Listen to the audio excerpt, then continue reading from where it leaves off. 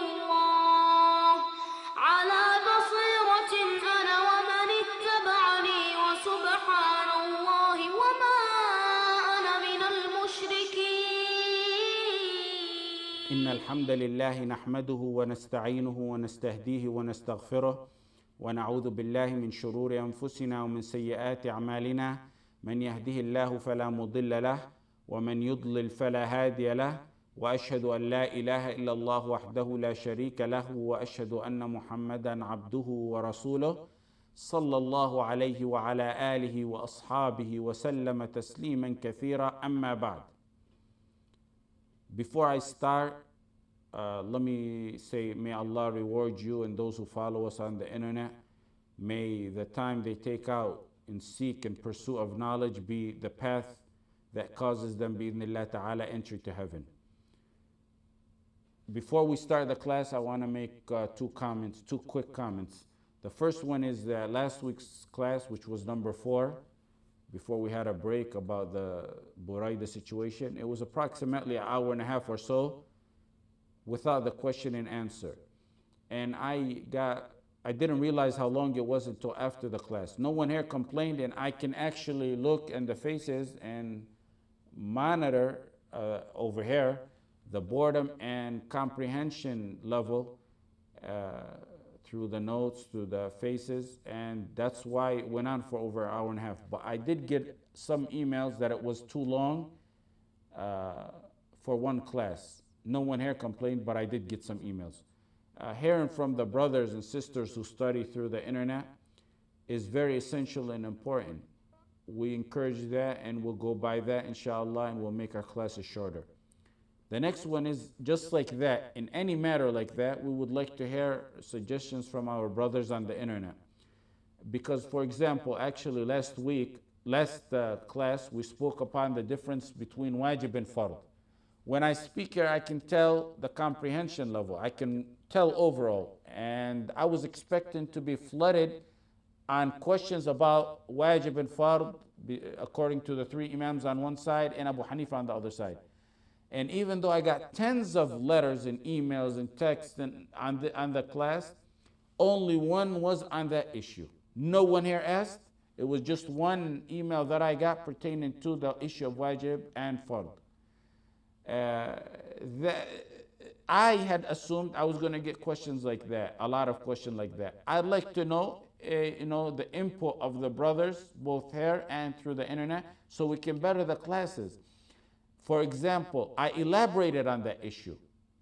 If the comprehension level is not too much, I can explain it in maybe 3-liners. So actually, most ulama, if you look into their elucidations on Usool al-Thalatha, they briefly mention this thing. But I mention it in somewhat of detail because Allah knows what the future holds for us, and if the classes will continue, we want to absorb as much knowledge in many fields within the Tawheed as we can. When I asked why no one asked me about the issue of wajib and fard, everyone said it was very clear, which I find, alhamdulillah, amusing, because I remember when I first studied it, the first time I had absolutely no idea what I was studying. And this particular matter, I actually remember the first time I heard of it. It was very difficult for me, but alhamdulillah, everyone understands it. Even young Muhammad, 7-year-old Muhammad, my beloved student, he called me again, and I asked him many questions, and he recited Quran, and I told him, what did you learn from last class, Muhammad? 7-year-old Muhammad said, I learned the difference between wajib and fard. So alhamdulillah, if Muhammad knows that, well, he's actually very, very smart. So I can't say if Muhammad knows it, everyone knows it. But alhamdulillah, no one asked questions, and I'm assuming that it's clear. Otherwise, we truly welcome questions, especially on that, and I give them precedent over any other questions. And nasiha on the betterment of the class and suggestions to elaborate on this issue or to take away elaboration from these matters is very essential. We would like to hear it, and it will not be taken offensively. Just like we hear questions on substantive matter, we want to hear matters on technical questions on the halaqah. Now let us get started on, this is our 5th class. we've been talking about the four introductory matters that the author mentions. And he says the first one of the four is knowledge. And he mentions his definition of knowledge is to know Allah, to know the Prophet Muhammad ﷺ, and to know the religion with proof. That's the first of the four matters. We spoke about Allah, we spoke about the Prophet Muhammad ﷺ, spoke about religion. The first point for today is the order. He mentions as definition of knowledge, knowing Allah, knowing the Prophet Muhammad ﷺ, and knowing the religion.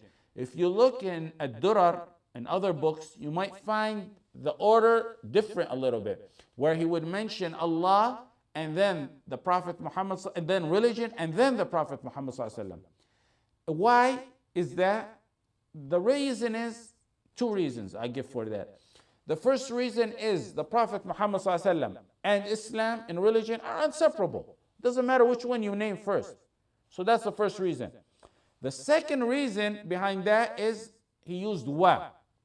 Ma'rifatullah, ma'rifatu nabi, ma'rifatu din al-Islam. When you use wa, which means and, knowing Allah and the Prophet Muhammad ﷺ, and knowing Islam.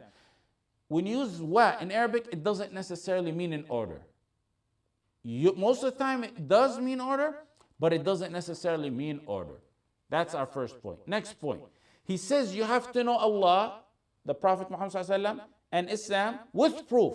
We talked about Allah, talked about the Prophet, and we're going to talk in detail more about them, because these three that he gives as definition of knowledge are the core of this book. But now he's just mentioned them as introductory matters, as A, B, C of knowledge for number one of the four introductory matters.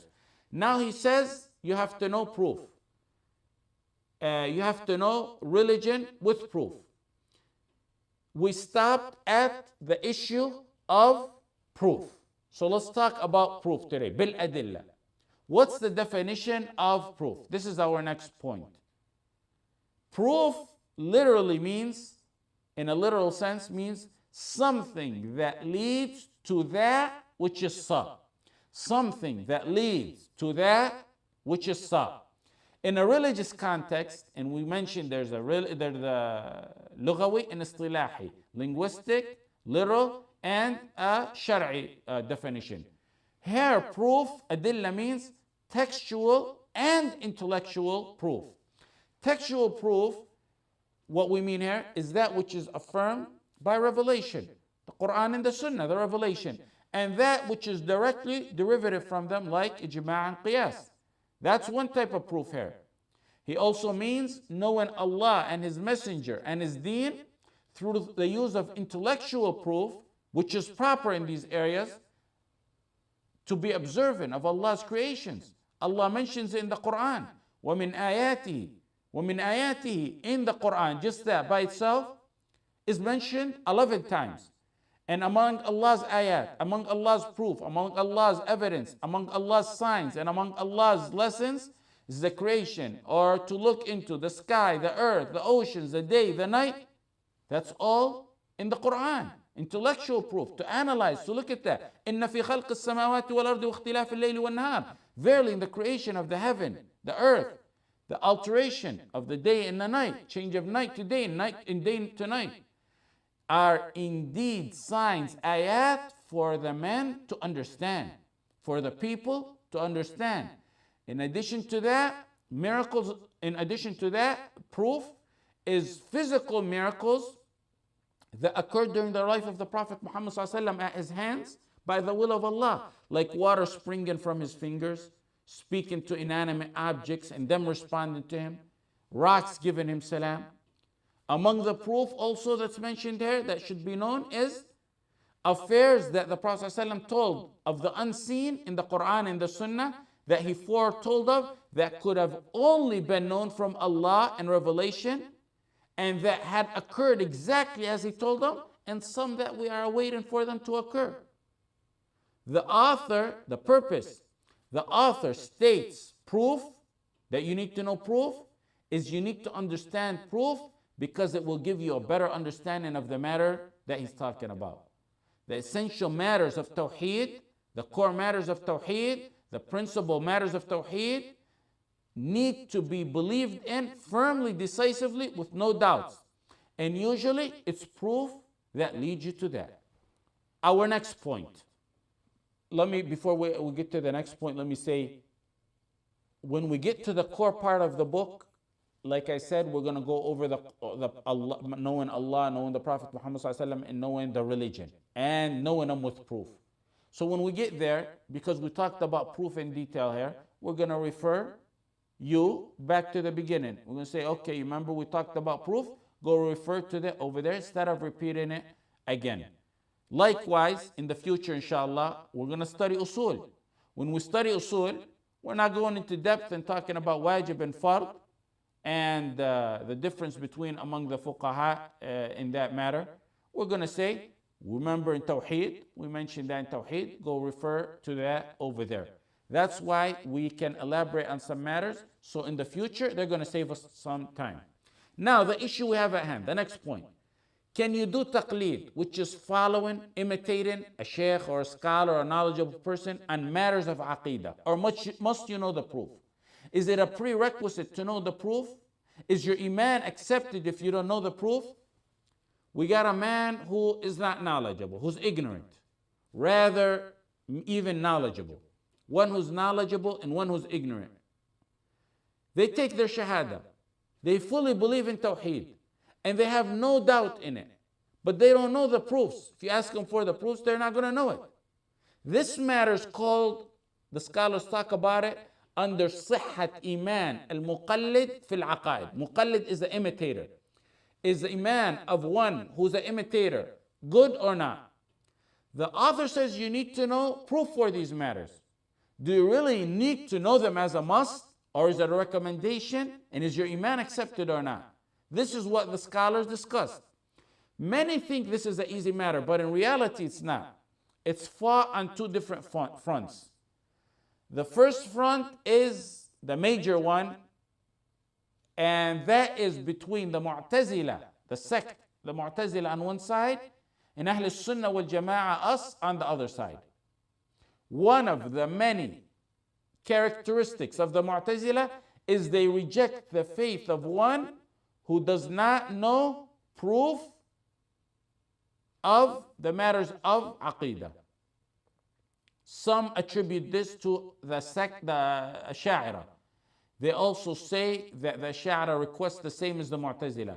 But al-Qushayri, which is of the Ash'ari, and other scholars of Ash'ari, said Abu al-Hasan al-Ash'ari, the father of the Ash'ari, it's not true that he said that. And that he, the father of the Ash'ari, believes, which we believe, he later recanted, he believes that the belief of a muqallid is true. So basically it's between Ahl Sunnah and Ash'ari.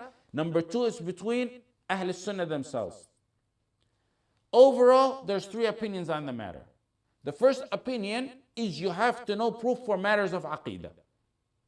If you don't know the proofs for the matters of aqeedah, your iman is rejected. And this is what Al-Razi said. This is what Abu al-Hasan al-Amidi said, and this is what the overwhelming majority of the Mu'tazila said. As-Sam'ani, Abu al-Muzaffar as-Sam'ani said, it's not permissible for a layman to blindly follow in matters of aqeedah according to some of the fuqaha and the philosophers.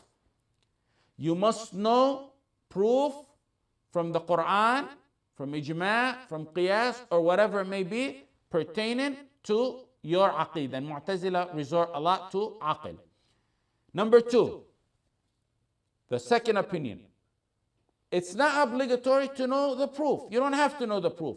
Following the saying of a scholar, imitating, mimicking, following the scholar, taqleed, is a way to go about. And it's accepted as long as you're firm in your faith and you have no doubts. As long as you're firm in your faith and you have no doubts. That's important.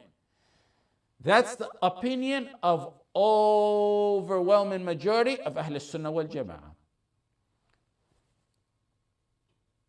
The first opinion is, you must know the proof as a condition for your belief.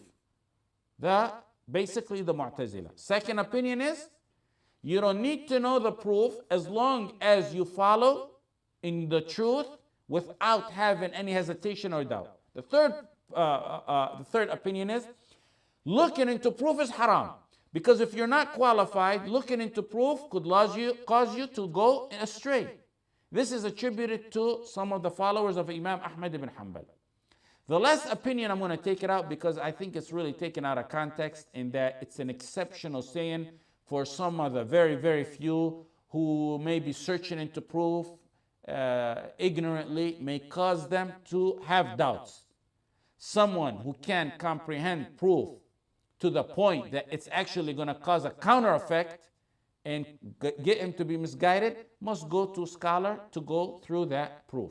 So we'll take that because it's taken in a special context.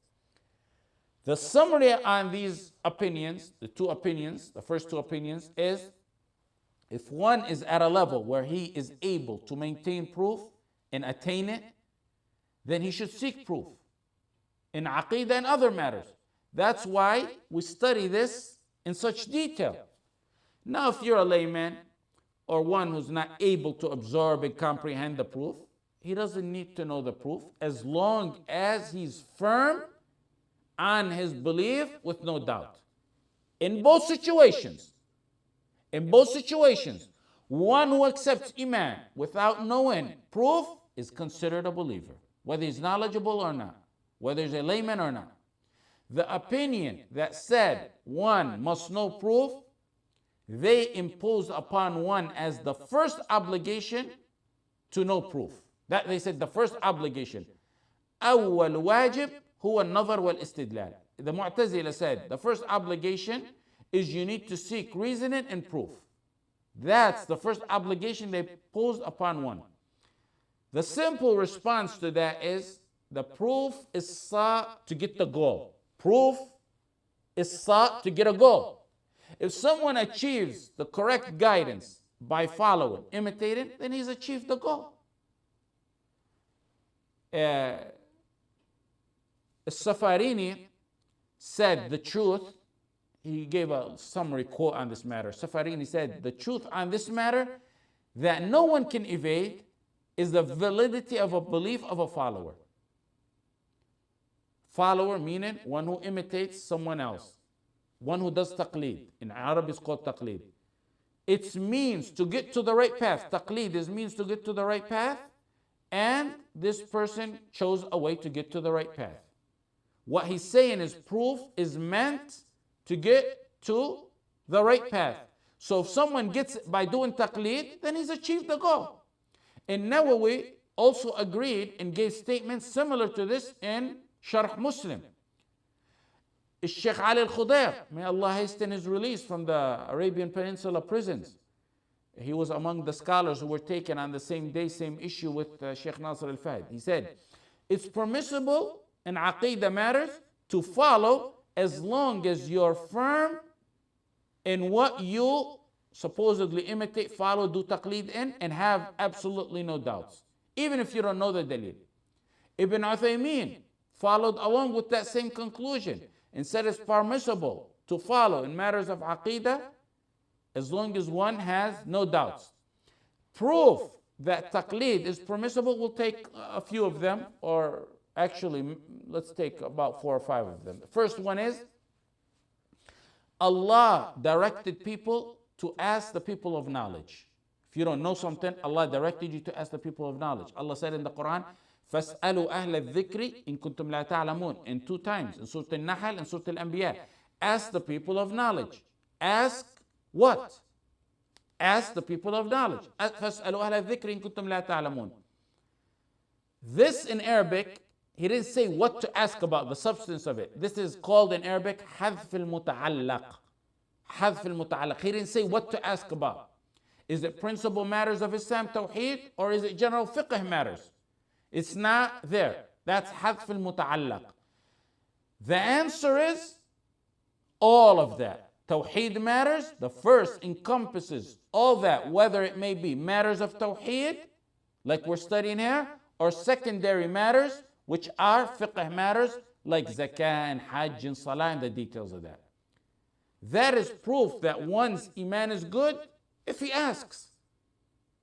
The second proof, وَلْيُنذِرُوا قَوْمَهُمْ إِذَا رَجَعُوا إِلَيْهِمْ لَعَلَّهُمْ يَحْذَرُونَ. Allah in the Quran, Surah At-Tawbah said that a party, the meaning of it is, a party should stay back. Knowledgeable people, a knowledgeable group need to stay back and warn the other people when they return to them, so that they may be aware of the evil and the good and know the difference. Basically, a group of people should stay back and teach this religion. Warner in the verse is sufficient. Teachers stay back and teach, and others follow. And it didn't say proof, like in the first verse. More so, the third proof. Allah says to the Prophet Muhammad sallallahu alaihi wasallam, فَإِن كُنْتَ فِي شَكٍّ مِّمَّا أَنزَلْنَا إِلَيْكَ فَاسْأَلِ الَّذِينَ يَقْرَؤُونَ الْكِتَابَ مِنْ قَبْلِكَ فإن كنت في شك مما أنزلنا إليك فاسأل الذين يقرؤون الكتاب من قبلك لقد جاءك الحق من ربك فلا تكونن من الممترين. Muhammad, O Muhammad sallallahu alaihi wasallam, if you are in doubt concerning that which we have revealed to you, and he has no doubt, then go and ask those who are reading the book. Ask other people in Surah Yunus. Meaning, if you are in doubt, O Muhammad sallallahu alaihi wasallam, and of course, Prophet sallallahu alaihi wasallam had no doubt. But if you are in doubt, ask. So a layman can ask and follow. In all these, it says ask, but it doesn't also include that you gotta know any proof in it. It doesn't state that you have to summarize or memorize or know or find out the proof. In the hadith of the Prophet Muhammad sallallahu alaihi wasallam, the next proof, من قال أشهد أن لا إله إلا الله وأشهد أن محمد رسول الله فقد عصم ماله ودمه إلا بحقها. In Sahih Muslim, the Prophet sallallahu alaihi wasallam said, whoever says La ilaha illallah Muhammad Rasulullah, then his wealth and his blood has become inviolable. They become sacred. No one can touch it. And Allah subhanahu wa ta'ala will hold him accountable and ask him. Why was his blood and wealth held sacred and inviolable? He says, as long as he says, La ilaha illallah Muhammad Rasulullah. Did he say, whoever says La ilaha illallah with proof? He said merely, whoever says La ilaha illallah. If proof was obligatory to know, he would have added that. It would have been added to the hadith. Next proof. Many ignorant and laymen cannot do, and this is one of the proofs Ibn Uthaymeen emphasized. They can't do, ignorant people can't do ijtihad and encompass proof and memorize it and rationalize it. You are in reality, when you're telling them they gotta know the proof, you're asking them something that which is above their means. And Allah said in the Quran, لا يكلف الله نفسا إلا وسعها. Allah burdens not a person beyond the scope. What is obligatory and the objective is one firmly believe without any doubt, whether it's through proof or through following. Most of the fuqaha said, if we can't force laymen to know proofs on matters of fiqh because it's too big of a hardship on them, we can't force them to learn proofs on matters of aqeedah because that's even a bigger hardship on them. Hadith Dumama bin Tha'lab. Dumama bin Tha'lab came to the Prophet Muhammad sallallahu alaihi wasallam. قدم على النبي صلى الله عليه وسلم فأناخ بعيره على باب المسجد فعقله ثم دخل على رسول الله صلى الله عليه وسلم وهو في المسجد جالس مع أصحابه فقال ابن عبد المطلب قال رسول الله صلى الله عليه وسلم أنا ابن عبد المطلب. هذا الرسول صلى الله عليه وسلم يقول أنا ابن عبد المطلب. فقال محمد القائل ضمام قال محمد قال نعم قال يا محمد إني سائلك ومغلظ عليك في المسألة فلا تجدن علي في نفسك فإني لا أجد في نفسي. قال سل ما بدا لك. قال أنشدك الله إلهك وإله من قبلك وإله من هو كائن بعدك الله بعثك إلينا رسولا. فقال اللهم نعم. قال أنشدك الله إلهك وإله من قبلك وإله من هو كائن بعدك الله أمرك أن نعبده ولا نشرك به شيئا وأن نخلع هذه الأوثان والأنداد التي كان آباؤنا يعبدونها. فقال صلى الله عليه وسلم اللهم نعم. ثم جعل يذكر فرائض الإسلام فريضة الصلاة والزكاة والحج وفرائض الإسلام كلها ينشده عند كل فريضة كما أنشده في التي قبلها، حتى إذا فرغ قال: فإني أشهد أن لا إله إلا الله وأنك عبده ورسوله وسأؤدي الفرائض وأجتنب ما نهيتني عليه لا أزيد ولا أنقص. ثم انصرف ضمام راجعا إلى بعيره، فقال رسول الله صلى الله عليه وسلم حين ولى: إن يصدق ذو العقيصتين يدخل الجنة. Let me give you the summary in English. Dumam ibn Tha'laba came to the Prophet sallallahu alaihi wasallam. He tethered his camel by the door. He told the Prophet sallallahu alaihi wasallam, I'm going to be harsh on you. He's a Bedouin. He's trying to tell the Prophet sallallahu alaihi wasallam, my nature is a little bit different. Their nature was a little bit different. He said, which one of you is Ibn Abdul Muttalib? Then he said, which Muhammad? You're Muhammad? He said, the Prophet said, I'm Ibn Abdul Muttalib. He said, you're Muhammad? He said, I'm Muhammad. So he said, I'm going to be harsh on you. I'm not going to take it personal. You don't take it personal. He began to ask the Prophet ﷺ about the oneness of Allah. Shahadatu an la. Did he say Allah sent you? And the Prophet ﷺ said, yes, Allah sent me with the oneness of Allah. Then each fara'id of the 5 pillars, he began to asking him by Allah was he sent to convey that. After he asked and he believed, he raised his hand and he said, O Prophet of Allah, O Messenger of Allah, I shall not add to these matters, nor shall I subtract from them. I'm going to believe in these matters that you just told me about. He asked a few questions about the oneness of Allah, the Shahada, and the Fara'id, the 5 pillars. And he accepted from the truthfulness of Prophet Muhammad sallallahu alaihi wasallam, he accepted Iman with no doubt.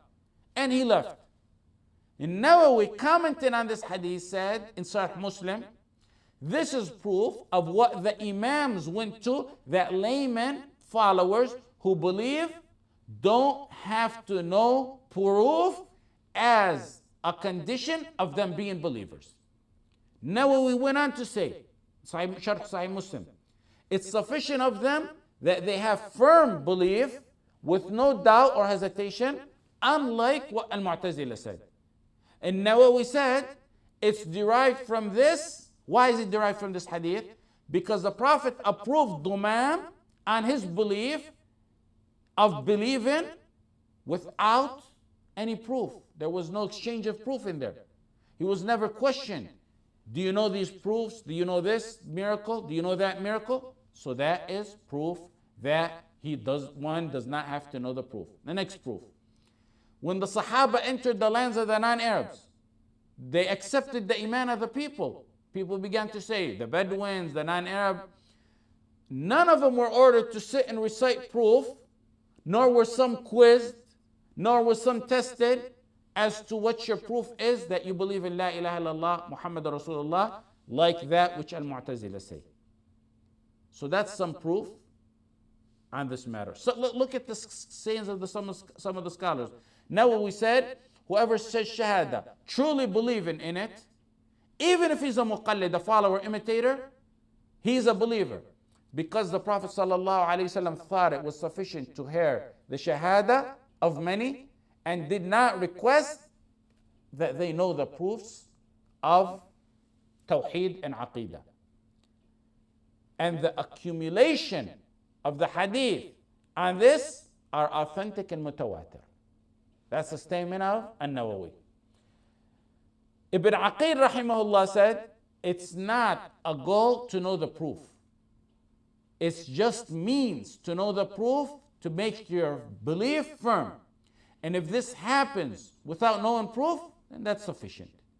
Ibn Hazm, in his book Al-Fasl, the 4th volume, I think it would be around page 35 or after page 35. He said, everyone else other than the Mu'tazila said anyone who believes in his heart a true belief without no doubt and say on their tongue, La ilaha illallah, Muhammadur Rasulullah, and everything the Prophet sallallahu alaihi wasallam came with is the truth, and denounce everything other than that, is a believer, even if he is a muqallid and proof is not a prerequisite. Ibn Qudama, in his book on Usool, Rawdat al-Nadhir, said the iman of a muqallid, a follower, imitator, is good. Shanqiti rahimahullah, of the contemporary scholars commenting on Rawdat al-Nadir followed along in that opinion. Safarini said the truth, like I mentioned earlier when I first started. The truth on the matter that no one can evade is the validity of the belief of a muqallid. I mentioned to you what Shaykh al-Khudair, may Allah hasten his release, said, and Ibn Uthaymeen and many others. Now we are done with the first matter of the 4 introductory matters. The first matter is knowledge, to know Allah, the Prophet Muhammad sallallahu alaihi wasallam, and the religion with proof. We're done with that. Now number 2. Number 2 is acting upon, number 2 of the 4 matters of introduction, the introductory matters, is to act upon knowledge. Al-mas'alatu thaniya, al-amalu bihi. Our first point on this matter is the types of actions in Islam. The types of actions in Islam are, number 1, ordained, obligatory, wajib, fard. Then you got the sunnah, mustahab, the non-obligatory that you get reward for. Then you got the makruh. And then you got the haram, the dislike. And then you got the haram. Haram actions need to be applied. How you apply the haram actions? By leaving them. Applying knowledge is applying your knowledge in matters that are haram as well, and in shirk as well. How so? By leaving it, by staying away from it. Does one get reward if he applies his knowledge in matters of haram? Leaving sins and leaving shirk, we mentioned, is that action, one of the actions of knowledge. If one leaves shirk and one leaves sin, does he get reward for it? The answer is, it's one of 2 situations. That's our point number 2. We mentioned the type of actions. Then number 2 is, do you get reward and sins? Do you get reward for leaving the haram? If he leaves it for the sake of Allah, like the hadith says in Sahihain, عن أبي هريرة عن ابن عباس رضي الله عنهم أن النبي صلى الله عليه وسلم قال إذا هم العبد بسيئة لم تكتب عليه فإن عملها كتبت عليه سيئة واحدة وفي رواية فإن تركها فاكتبوها له حسنة فإنما تركها من جراء. A sin will not be written for one who thinks or intends to do a sin. If he commits the sin, it will be written as one sin. If he thinks, intends, it will not be written against him. In another narration of the hadith, if he leaves doing that sin for reward from Allah, then he gets reward for it. That's the first one. If he leaves it for the sake of Allah, he gets reward for it. If he leaves it because he's lazy or he's unable to do that sin, he doesn't get a reward. For example, his homeboys didn't pick him up to go to the bar. He said, well, alhamdulillah, I got reward. You didn't leave because your boys didn't come. Had they come pick you up, you don't get reward. A girl rejected him, then he said, alhamdulillah, I didn't commit zina because the girl rejected me. You don't get reward because you didn't do it because you were unable to. If you left it, you said, you know what? Everything's available for me. I leave it for the sake of Allah. Then that's when you get reward. The opportunity is there. You leave it for Allah's sake, then you get reward. If you don't do it because the chances are not there, then you don't get reward because of the narration of the hadith that I mentioned. So knowledge, applying knowledge, also is in haram. The next point. He started with knowledge and then he went to applying knowledge, because knowledge fixes. Knowledge corrects the intention and the method of application that result in your action being proper. Now the next point. Let's take on some pointers on the essential aspect of applying knowledge. In here, we have to think and focus on it. One of the differences, the major differences between the Salaf and those of us today is the variance between knowledge and acting upon it. Allah in the Quran said, أَتَأْمُرُونَ النَّاسَ بِالْبِرِّ وَتَنْسَوْنَ أَنفُسَكُمْ وَأَنْتُمْ تَتْلُونَ الْكِتَابَ فَلَا تَعْقِلُونَ. You enjoin the birr, piety and righteousness. You do piety and righteousness on people, and you forget it, and you don't apply it, and you don't practice it, you yourself? This is a question by Allah meant to rebuke and reprimand. You enjoin on other people, but you don't do it yourself? It's to rebuke and reprimand and scold for not applying that which you know and that which you preach.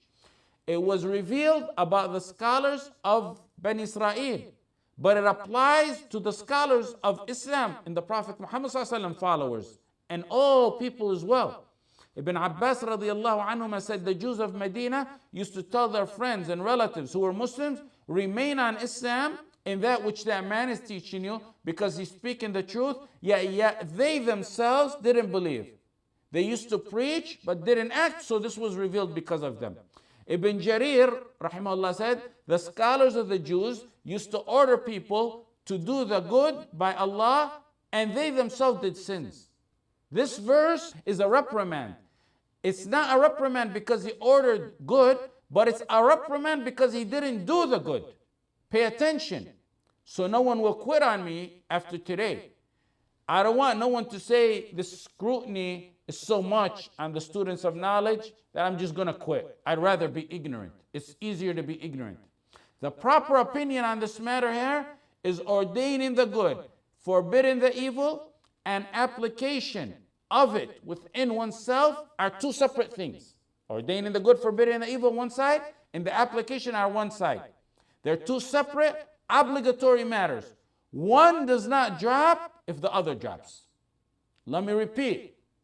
The proper opinion, and there's a second opinion on this, but the proper opinion of two opinions on this matter is ordaining the good, forbidding the evil on one hand, and application, applying what you learn and know in oneself, on yourself, and on your close ones that are under your control is another matter. One doesn't drop if the others drop. Some said if one falls in a sin, he should not deter others. That's the weaker of the two opinions. You got that? That is the weaker of the two opinions. The verse is basically saying, here's what the verse is basically saying. You're doing right and ordaining the good, then follow it yourself. It's not saying don't go and convey the message or stop. The truth is, you're going to convey the truth. Follow it yourself. You refrain from the evil you're telling people to refrain. Work on yourself like you're telling people to do. It's a reprimand, not to stop one from ordaining the good and forbid the evil, but rather to follow in that which he's saying and what he is teaching. In Hud, Shu'aib said, وَمَا أُرِيدُ أَنْ أُخَالِفَكُمْ إِلَى مَا أَنْهَاكُمْ عَنْهُ إِنْ أُرِيدُ إِلَّا الْإِصْلَاحَ مَا اسْتَطَعْتُ وَمَا تَوْفِيقِي إِلَّا بِاللَّهِ. I don't want to be in contradiction to that which I've forbidden you. Contradiction. I don't want to tell you one thing and say another thing. Hadith Usama ibn Zayd رضي الله عنه قال سمعت رسول الله صلى الله عليه وسلم يقول. Pay attention to this hadith. The Prophet صلى الله عليه وسلم said, يجاء بالرجل يوم القيامة فيلقى في النار. يجاء بالرجل يوم القيامة فيلقى بالنار فتنطلق أقتابه في النار فيدور كما يدور الحمار برحاه فيجتمع أهل النار عليه فيقولون أي فلان ما شأنك ألست كنت تأمرنا بالمعروف وتنهانا عن المنكر قال كنت آمركم بالمعروف ولا آتيه وأنهاكم عن المنكر وآتيه. Bukhari and Muslim. Usama ibn Zayd said, a man will be brought and put in hellfire. And in other narration, the first to be put in hellfire. And he will circumambulate, go around in circle, in hellfire, like a donkey of a grinding mill. The flour grinding mill, you know how he goes around them? That's how he will be. People of hell will gather around him and say, oh so and so, Ya Sheikh, Ya Alim, didn't you order us to do the good and forbid the evil? Didn't you give us those eloquent sermons?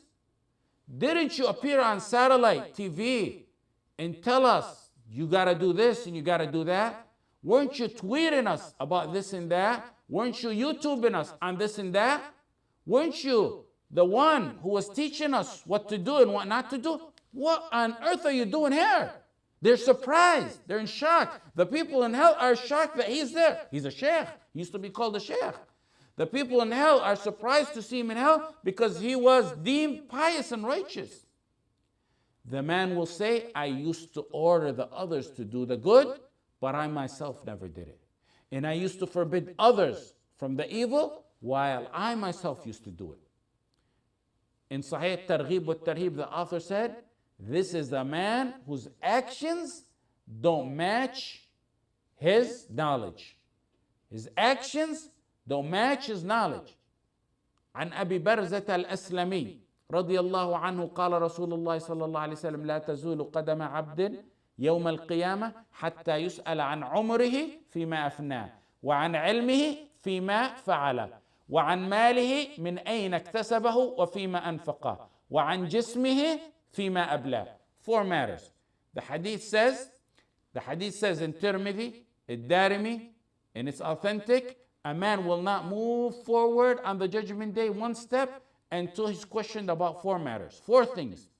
The first thing he's going to be asked about is how he spent his life. The second one is about knowledge.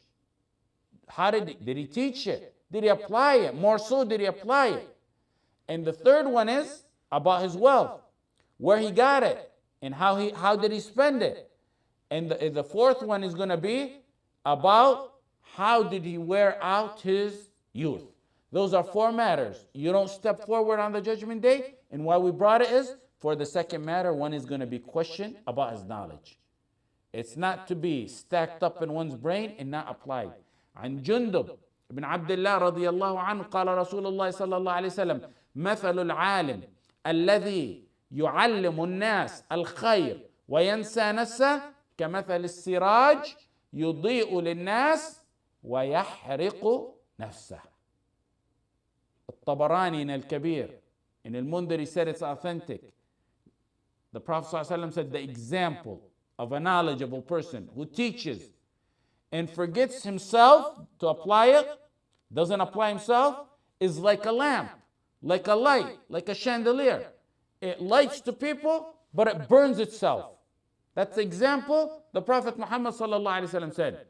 عن أنس بن مالك عن إسراء حديث الإسراء قال رسول الله صلى الله عليه وسلم مررت ليلة أسري بي على قوم تقرض شفاههم بمقاريض من نار قال قلت من هؤلاء قالوا هؤلاء خطباء أهل الدنيا كانوا يأمرون الناس بالبر وينسون أنفسهم وهم يتلون الكتاب أفلا يعقلون. مسند أحمد, and it's actually in Sahih Targhib wa Tarhib, and Ibn Hibban, Al-Bayhaqi. The Prophet ﷺ, when he went on the night of the Isra, he seen people whose tongues and their lips were being sliced with metal knives of fire. Every time they were sliced, they would return to their original state to be sliced again without respite. The Prophet ﷺ had Jibreel next to him. He said, Jibreel, who are these? Why are they suffering like this? Jibreel said, these are the public speakers of your ummah. They say that which they don't do. زيد بن أرقم رضي الله عنه قال كان رسول الله صلى الله عليه وسلم يقول اللهم إني أعوذ بك من علم لا ينفع اللهم إني أعوذ بك من علم لا ينفع ومن قلب لا يخشى ومن نفس لا تشبع ومن دعوة لا يستجاب لها. Prophet sallallahu alaihi wasallam, the Prophet in Sahih Muslim, used to seek refuge. Oh Allah, I seek refuge in you from knowledge that does not benefit, from a heart that does not entertain fear of Allah, from a soul that is not satisfied, and a supplication that is not answered. The Prophet Muhammad sallallahu alaihi wasallam says, I seek refuge from knowledge that doesn't benefit. If there's one thing you're going to leave out today, it's to know this hadith. Wallahi, if you truly comprehend this, you will be in agony. If you truly comprehend this, you will be truly in agony. How many, and let us be truthful. Let us be truthful with ourselves today. Let us be truthful. How many make this dua?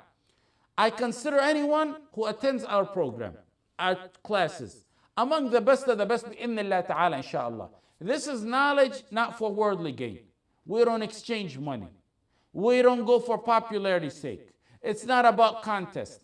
No one comes here to mingle with girls. No one comes here to join the opposite sex.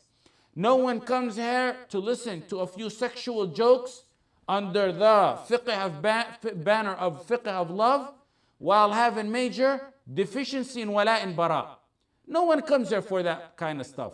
Those firmly on the guidance that we teach here, the guidance of Tawheed, those on this guidance of the Tawheed and the Manhaj, whoever is firm on that study, are the followers of the Prophet Muhammad sallallahu alaihi wasallam and the messengers.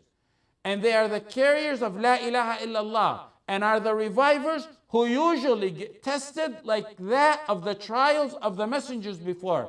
And at the same time, they are the ones who uplift this ummah from its darkness and its defeats. Because this is the Tawheed. This is the pure. This is it. This is Islam. Take it or leave it. That's how we teach it.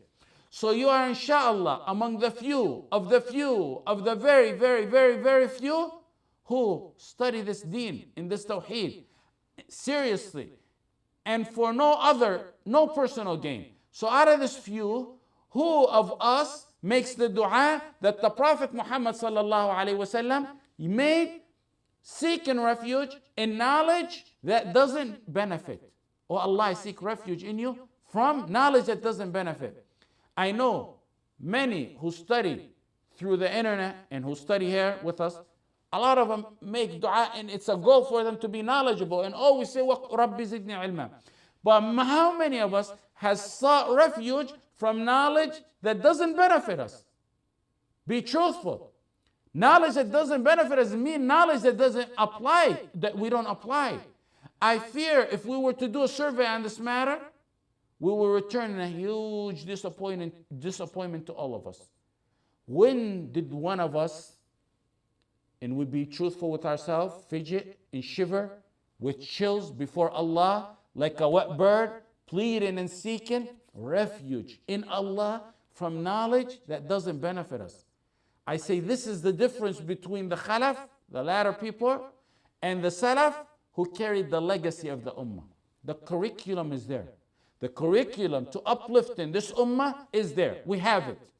We have it, and we know we don't need those so-called mufakkir and thinker to come and blab and say, and other ones who want to come and change. The curriculum is there. It's solid.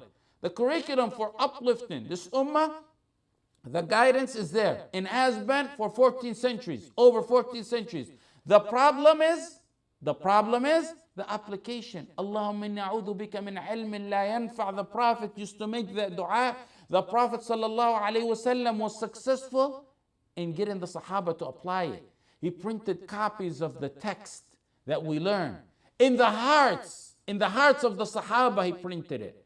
He made it a guidance that acted upon. It became a total way of life for them. That's the secret. That right there is the secret of how the Prophet ﷺ made the most successful nation on the earth from shattered, feuding, Bedouin, anarchists, who were in the midst of a deserted desert, not just any regular desert, a deserted desert, who became the superpower of the world in a historical, record-breaking, lightning, bat of an eye time frame. For 13 years, the Prophet was busy inscribing this Tawheed and aqeedah in the hearts, not on paper, not on CD, not on YouTube, not on the internet. He was doing it in the heart. Today, many, in most of the small students of knowledge, have more books than the renowned ulama who revived this ummah. Al-Maktab al-Shamila, who I really haven't gotten to know yet, it's something you download with thousands of volumes. Whether it may be knowledge that we have, in whether the way it's organized, or the quantity, or the print of it, or how you get it on CD, or how you search it. We have more knowledge, many have more knowledge today than the renowned ulama. Allah in the Quran said about Yaqub, وَإِنَّهُ لَذُو عِلْمٍ لِمَا عَلَّمْنَاهُ. Verily, he was endowed with knowledge about Yaqub. From that which he taught him, he had knowledge. Qatada says the meaning of this verse is he was endowed with application in applying that which we taught him. أخرج أبو نعيم في الحلية عن ابن المبارك سئل سفيان الثوري. Sufyan al-Thawri was asked, do you like to study or apply what you study? He said, knowledge is sought to be applied. So never leave seeking knowledge for application, and never leave application for seeking knowledge. What are you trying to say, Sufyan al-Thawri? Basically, he's saying knowledge and application come hand in hand. They're inseparable. You can't separate the two. إنما يراد العلم للعمل فلا تدع طلب العلم للعمل ولا تدع العمل لطلب العلم. Imam Ahmad told his students once, there's never a hadith I passed by except I fully applied. Fully applied every single hadith. I once passed by a hadith that the Prophet ﷺ went to go cupping to Abu Tiba. And he paid 1 dinar. He said, so I went to go get cupping and I paid exactly that which the Prophet ﷺ paid so I can follow exact sunnah. Every hadith, Imam Ahmad, you so daringly say you applied, he would have never said a word like that if he didn't truly apply it. A man who in his Musnad Ahmad had 40,000 hadith. And it said that he memorized over 1 million. In his Musnad 40, you applied every single hadith. Ibrahim al-Harbi said, I was with Ahmad ibn Hanbal. I was his companion for 20 years. Winter and summer. Cold days and hot days. Night and day. Not a single day went by except Imam Ahmad was applying in that day more than he applied the day before. 20 years, day and night. He never said every day applied more. The day, today he'd apply more than yesterday. The Salaf were the men who were described when they turned to knowledge to study it. It appeared on them in their humility and in their humbleness and on their tongues and on their hands. في تخشعهم وهديهم وألسنتهم وأيديهم. That's how knowledge affected them. Some of those who claim to be students of knowledge today, the rejects, they come from bars to head to supposedly being students of knowledge, to unleash their tongues on giants they could never be equivalent to the dust on their shoes in their service to Allah and the Prophet Muhammad ﷺ. Just days ago you were in a bar, so suddenly you go to student of knowledge, you become a student of knowledge, now you want to refute giants? I don't mean the Murji'ah rejects alone, but they align themselves, whether intentionally or unintentionally, with the modernists to refute the true people of Tawheed. From rapping one night to refuting the giants of the Ummah in the morning. From bars and clubs months ago to refuting and slandering and chewing poisonous flesh of ulama and those who devoted their life and their wealth and their honor for the sake of Allah. Why? Allahumma inni a'udhu bika min ilmin la yanfa. Ilm la yanfa. The men of the past were men that as soon as they turned to knowledge, to learn it, it was seen on their appearance, in their khushu', in their humility, in their humbleness, in their tongues, in their hands. When one lacks etiquettes and manners, you think they don't know the knowledge of it? You think they don't know it about their tongues and their hands and their slander? You think they don't know it? They do, but it's the wrath of ilm, la yanfa. Why else would the Prophet ﷺ would emphasize it in his dua? Allahumma inni a'udhu bika min ilmin la yanfa. When others can go through the text of wala and bara like an arrow, they'll go sharp through it like an arrow, but they can't apply it in their day-to-day life. Ilm la yanfa. In al-Jami' li-Ahkam al-Quran, a scholar called Abu Uthman al-Hayri, he sat to give one of his classes, and he sat, gave introduction and sat silent. And silent. Then Abu al-Abbas said, Sheikh, what's going on? When's the halaqah going to start? And then the Sheikh raised his head up and began to cry and weep, and then began to chant his poem, وغير تقي يأمر الناس بالتقى طبيب يداوي الناس وهو سقيم. وغير تقي يأمر الناس بالتقى طبيب يداوي الناس وهو سقيم.